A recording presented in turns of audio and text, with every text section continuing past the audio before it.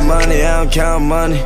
Count money, I don't get enough. Count money all day and night. Count money, I don't get enough. 20, 50, and 100, 100, well, I don't get enough. Welcome to the King Boys here today. I'm here to change the oil in my Trans Am. First time I ever changed the oil in the F-body before.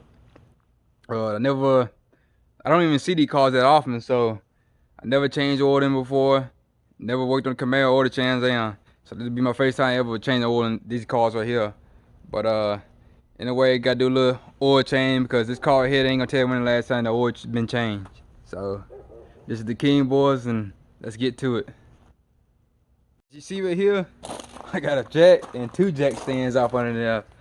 I mean, cause the last thing I want to be is like this car on top of me.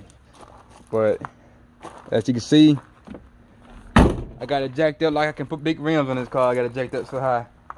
But this is the oil I'm going to use right here. This is the Castrol 5W30 right here. High mileage, full synthetic. I always use Castrol with every vehicle I got. In my truck, in my Corolla, I always use Castrol. I never had any problem with Castrol. Some people don't like it, but you know, Castrol and Mobil 1 to me is the two of my favorite brand to use. But yeah, this car takes 5W30. They say it takes 5.5 quarts as far as looking up oil capacity. Most LS take 6 quarts, so that's kind of different right there, unique. But I'm gonna stick 5.5 to see where it's at, and then if it ain't full, I'm gonna put 6 quarts in it because just about every LS, especially Gen 3 motors, they use 4.8, 5, 3, 6, 0. They all use 6 quarts of oil.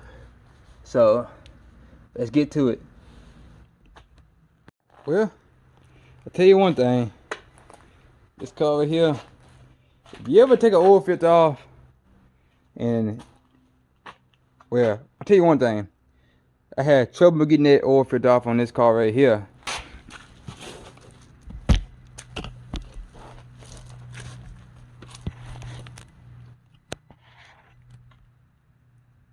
You can barely see it right here.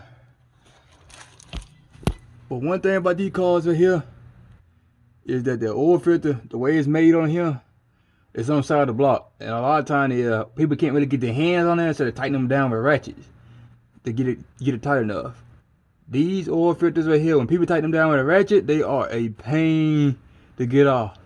Like, I had to like put out to get this thing, like it was crushing the filter as I was taking it off. That's how tight this filter was on. So you ever working on a car like this, like any GM car, where pickup trucks, some of the pickup trucks the same way too. They're kind of hard to get the oil filter, and the oil filter is right next to the block. When you tighten them down, if you're gonna tighten down with a ratchet, you need to just snug it. Don't just tighten down like full tight, because when you do that, it makes it so hard to come off that it actually start twisting the filter itself. But it was a pain to get off right here, like no lie. Like I was putting out, like I'm talking about putting out to get that thing off, that filter off. And that filter was like crushing in as I was turning it, breaking it loose. So that's just one thing to say right there. If you ever working on a car like this right here, or a truck like this right here, or a truck there's a GM, if you're gonna tighten down the ratchet, just snug it, don't over tighten it. Well, I finally got everything done, got the oil change and everything in this car. This car holds 5.5 quarts.